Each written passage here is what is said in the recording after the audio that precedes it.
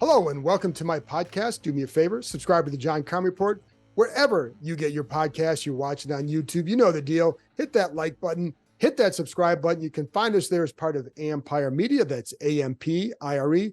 Don't forget, you can always read my work on ESPN.com. And I have a story up about a new analytics person they hired to be in charge of that department. Had that on Thursday. Also, a story on the first quarter struggles and how it contributes to this 3-4 record and why the Commanders are in a hole. Okay, so I'm going to get to my predictions and the keys and then a prediction in a minute. First, just some programming notes. I'll be back after the game to wrap up the Commanders-Eagles game. Then Tuesday we'll have film review, but also Tuesday's a trade deadline. So I have a feeling there's going to be something to talk about, or could be something to talk about that night. So Bram Weinstein and I will be doing our live stream show Tuesday night, 7:30, and it'll be after the trade deadline. So whatever happens, we will be there to talk about it. So just know that. Speaking of the trade deadline, it's going to be interesting. Clearly, there are a couple of names that you're going to hear quite a bit of. You have Chase Young, Montez Sweat. It does seem like the one firm offer they have right now is for Montez Sweat. There is no agreement in place. So there's nothing like that. I don't know how much for you or I, Sunday may not matter in terms of should you trade or not. I do think it may matter for them. Not positive, but that's, that would be a sense, but it's certainly not a positive. Like if they win, I'm not taking anything off the table unless I hear that for sure. If they lose, I'm going to expect at least one move to be made. I do not expect a fire sale by any means. And I was told that to not expect that. That means guys like Jacoby Brissett. I don't know that you get rid of a guy like Curtis Samuel, even though he's in his last year of his deal. They're at Cam Curl. I wouldn't expect that. I think he's a guy that you want to keep around. But as far as like Montez Sweat or Chase Young, if they get a good offer for one of them, I think they would move them at that point. And this is a think, not reporting. And another guy that you'd wonder about would they move? Antonio Gibson's last year of his deal, and I would bring him up because you have Derek Gore on the practice squad. You could elevate him, and maybe you go that direction too. I don't know that anybody's going to trade for him. But, I think that's one where you can elevate a guy. And you also have a guy in Chris Rodriguez that you really like as a backup to Brian Robinson. And I know Gibson fills a third down role, but that's something that Gore can always also do. And Gibson just hasn't been as productive for them as they, I think, needed or wanted him to be. So, but I don't know what's going to happen there. And again, I don't know that I don't know what somebody would offer for him or not. But those are, that's kind of how you would assess it right now. Clearly, it would seem that Montez Sweat right now has the most maybe to offer another team. I think there are going to be some teams that may still be wary of where Young is at in his return. Are you going to be able to? Would you want to sign him long term? I don't know. With Montez, you may be able to get something more with him if the team is going to do that. If they're already negotiating, like let's say they lose and then by Monday, team is negotiating with them to sign him long-term, and then that would increase the offer. I don't know that it's going to happen. Just a scenario where you could get something more. The key is, if you're going to, it could just be a third-round pick, because if he leaves, and Sam Fortier and I discussed this on the podcast Thursday, if he leaves in free agency, you could get a third-round comp pick in 2025. But if you think you're not going to sign him back and the owner's on board with that, then you go for that third round pick this year, depending on what goes on, depending on how you see it. And I think they also know that the defense has done well in the past when Montez Sweat and Chase Young are not out there. And so I think that gives them some reason to think that they could still be competitive and yet maybe get some of this back. As far as who's making the decisions here, I know a lot of people wonder about that, because then, listen, it's a fair question. You have a head coach who's also the top decision maker in the organization, who's clearly on a hot seat. But I do know, like with Josh Harris, what he's going to want. He's not going to go in there and say, you've got to get rid of this guy, this guy, and this guy, and this guy. It's not his MO. Never has been with his other teams. The guy who was like that sold the team in August or in July. But what he absolutely is going to want is information, and you're going to have to bring him that information and then make a decision that is best for the organization, and knowing that Harris is the guy that's in on this decision. So if you're Ron Rivera, you have to then, follow what he's going to want to do, because if you don't, you just get rid of him right now. But let's say you make that trade and then the team starts playing well, maybe Harris looks at you differently. I don't know. And I don't know that that's going to happen. But the point is, Harris will be involved in this decision as far as gathering information and then helping them make a decision for what is best for the franchise. So don't worry about, I think, Ron Rivera holding on to somebody on the chance that it could help him. I think if a push comes to shove, I think they would have to make a move if it gets down to that. So, but we'll talk more about that probably after the game. And then, of course, more on Tuesday.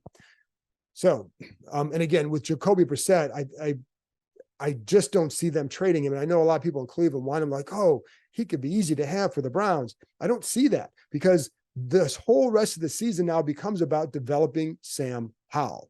They like Brissett for that mentorship role. They also know that Howell's taken a ton of sacks, that if you want to be competitive at all in the second half, you're going to need a good veteran quarterback. You don't just go, oh, just get some guy on the street who can serve that mentorship role. You don't bring a guy in November and expect him to be a mentor to Sam Howell. It's something that you build over a few months, over an offseason, going to Florida, over training camp, being in meeting rooms, et cetera.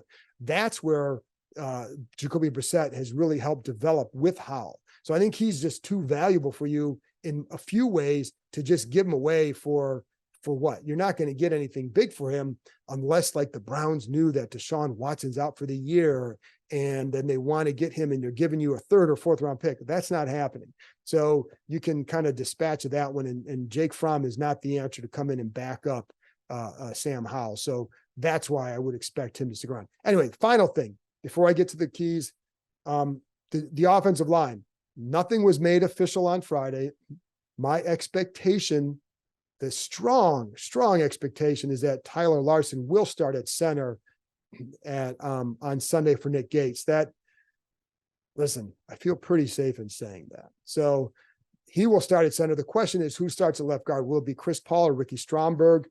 Don't know yet. And why isn't Stromberg starting at center if he's your third round pick? Well, I think part of that, to be honest, part of that goes back to Sam Howell being a young quarterback and wanting to have a veteran presence in front of him to help with protections, which is where I think they failed with where Nick Gates kind of failed last week, is with some of those protection calls. And one of the things they did like about Howell in the second half is they felt he was taking more of a role in those protection calls, second half, stepping up to the line, kind of pointing some things out. And that was something good. So, but that's why Larsen would start over Stromberg, because of that experience. I think it'd be, again, if this is about developing Howell, do you really want a third round pick and then a first year starter, a quarterback as your main guys there? That could be, that is definitely something they looked at. I also wonder how that's going to affect them in the run game with Tyler Larsen, because a little bit more stout maybe than Nick Gates. And so we'll see, but we'll see, folks. Not an ideal situation going into the Eagles game, but that's where they're at. So, all right, that's it for that. Let's get to the keys of the game. And number one, and I usually don't go with kind of things like this because a little bit too generic, but I'm saying block out the noise. And that's number one.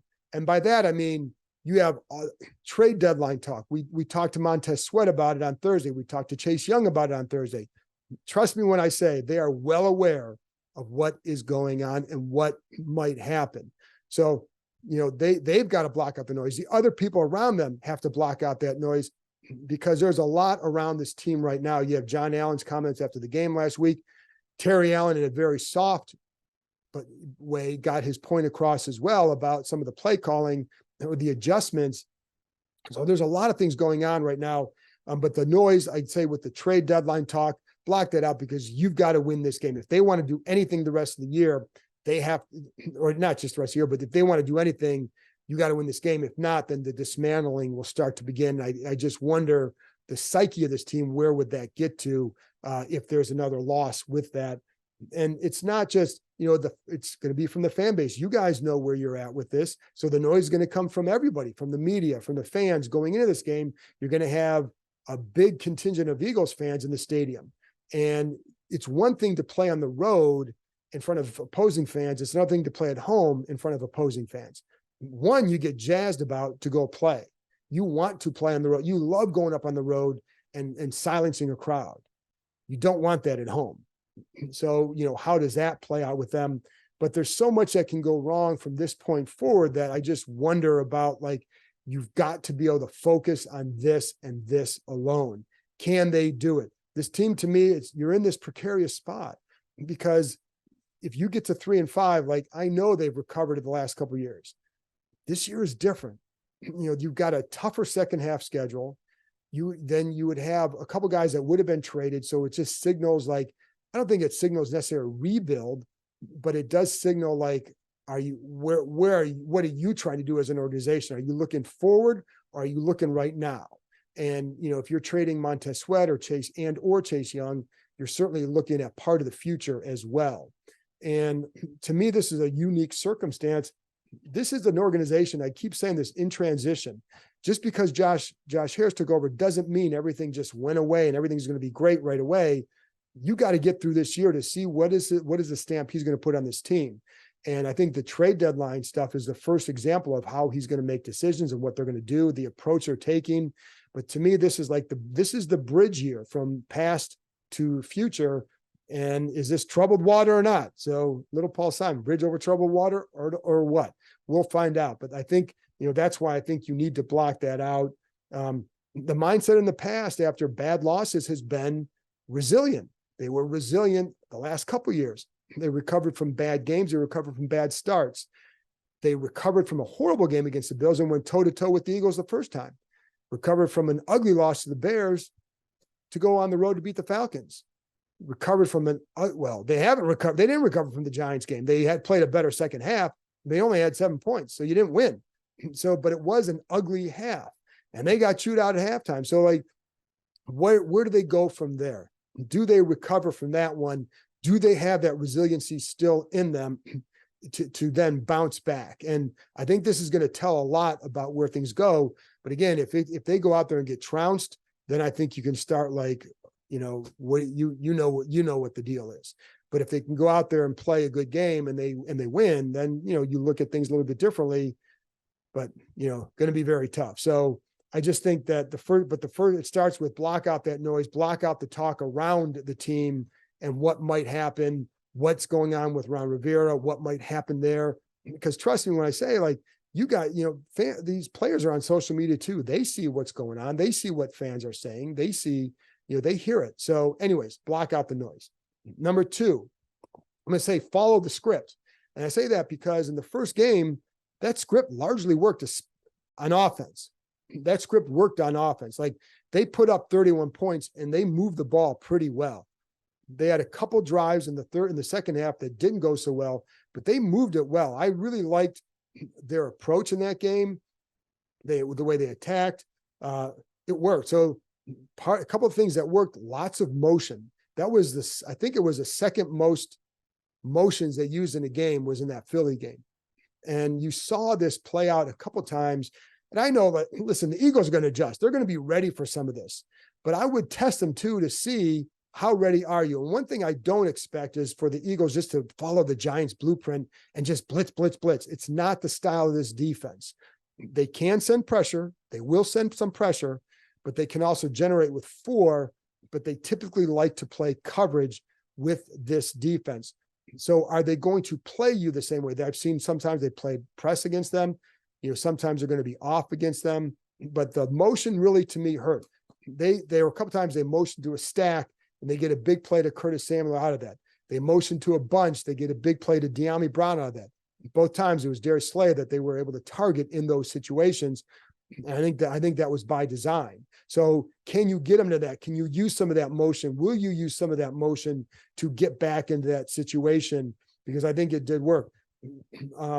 They used a lot of, I think there were times they confused them with some of their stuff. And that's why I felt like Howell did his best job of getting from first read to second read to third read at a good pace in that game. And what that did is it allowed for yards after the catch because you hit your plant step, not there, second read, boom, go. Now you got yards after the catch. So they did a really good job with that. In the run game, the script was a lot of 11 personnel, so a lot of 3 receiver runs. And when they went to 3 receivers, Sam Howell was 10 for 14. When they had, if it was just overall, I think it was with 2 tight ends, I think it was 12 for 18, but it was 10 for 14 with 3 receivers, I think it was more than 10 yards a throw. So that's something that I think they need to do a little bit more of in this one as well. So not to just do the same thing, but I think there were things that absolutely worked that I don't think they're good enough to go away from. And I think the Eagles are a team that you can do that against. They ran the ball better, I think, than you thought. Some of that was Howell scrambles. Jordan Davis might not play, defensive tackle for the Eagles. So, and as of my taping this, I don't know yet if he's going to play. So I think that's something to watch as well.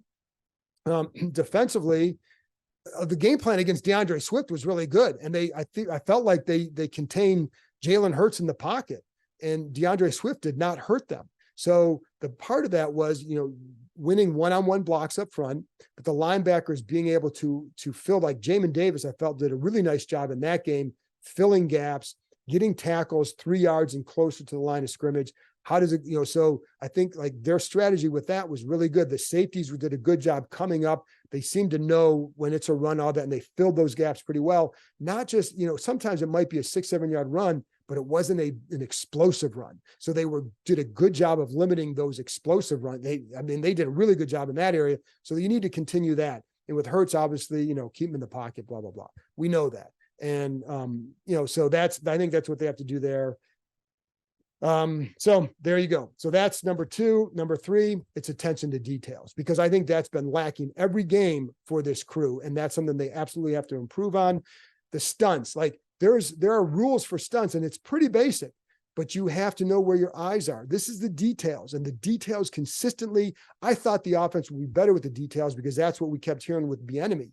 And it just, and some of it is a growth thing. It's on defense too. I'll get to that in a minute, but offensively, it's the stunts, right? It's knowing when you're a hot receiver. Like there's a play against the Giants where Sam Howell gets sacked out of empty formation because he and John Bates were not on the same page. You've got to get those details down, because that little play can make the difference in a first down and a loss, right? So, that's the stuff that they haven't done. And that's where I felt like Stromberg, if he plays, has really good awareness against stunts. I don't know how good he would be on the move, but he's good against stunts. He has good awareness. Tyler Larson's going to have to do a good job with that as well, because I would expect the Eagles to test him in that way, because the Giants had success with that. I don't anticipate the same game plan the Giants used, but I think up front, I would test that, especially in the interior, because it does seem like, I talked to some people like, are they testing him more in the interior? Because, on the edges, you're going to get chipped, and they're doing maybe a slightly better job in that area, chipping guys with tight ends, with backs, that maybe you're going to test the interior a little bit more, especially now you have a backup center coming in and you have a new left guard. If I'm the Eagles, I'm going to test that with a couple games inside and do so. But you've got to, there is a technique to use to defend those stunts, and it's where you're keeping your eyes, get them in the right place.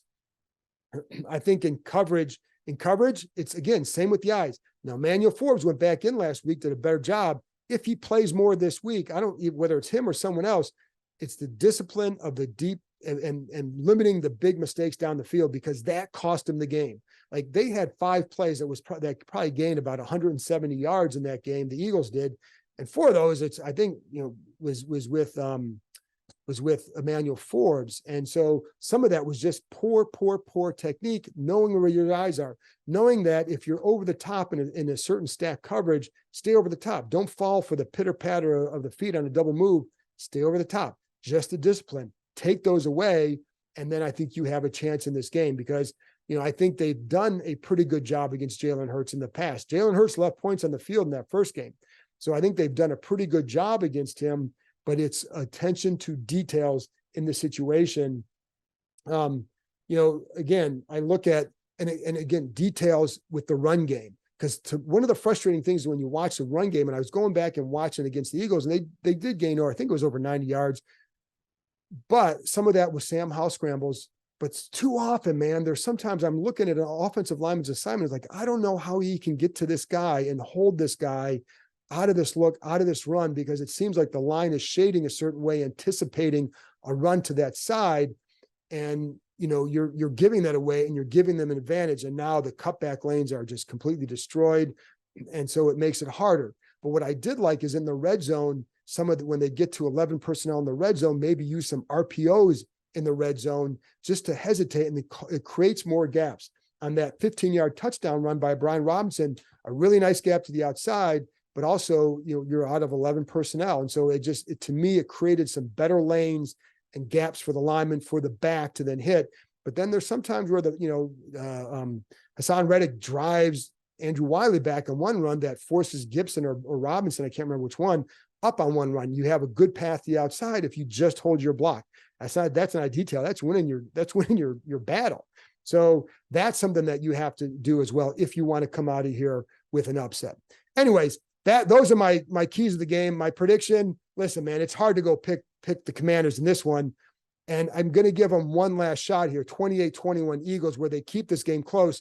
And I do think it wouldn't shock me if they won because anything happens. I don't know that I like where things are at this week after that Giants loss, but I think if you're going to do it, this will be the time to do it. And so if you want to turn it around, you got to do it. I just wonder where their heads are at right now with everything going on. And can they pull off this upset? I don't know, but these games are always close. I mean, they almost won with Garrett Gilbert. They almost won in the last game of the year a couple of years ago. They won up there last year. They should have won that first game. After that first game, I remember leaving Philly thinking, well, I'm definitely picking them in that second meeting because they went toe to toe. But just what we've seen, last week and the slow starts concerns me, because if you get off to a slow start against the Eagles, then I think it's a wrap because you can't fall behind them because then they can run the ball. Then they're going to pin their ears back and get after you even more. And then there's big trouble. So anyway, that's it for me, folks. Again, I'll be back after the game, wrapping up the Commanders-Eagles game, Tuesday morning film review, Tuesday night live stream show with Bram Weinstein at 7:30, talking about the trade deadline. I'll talk to you next time.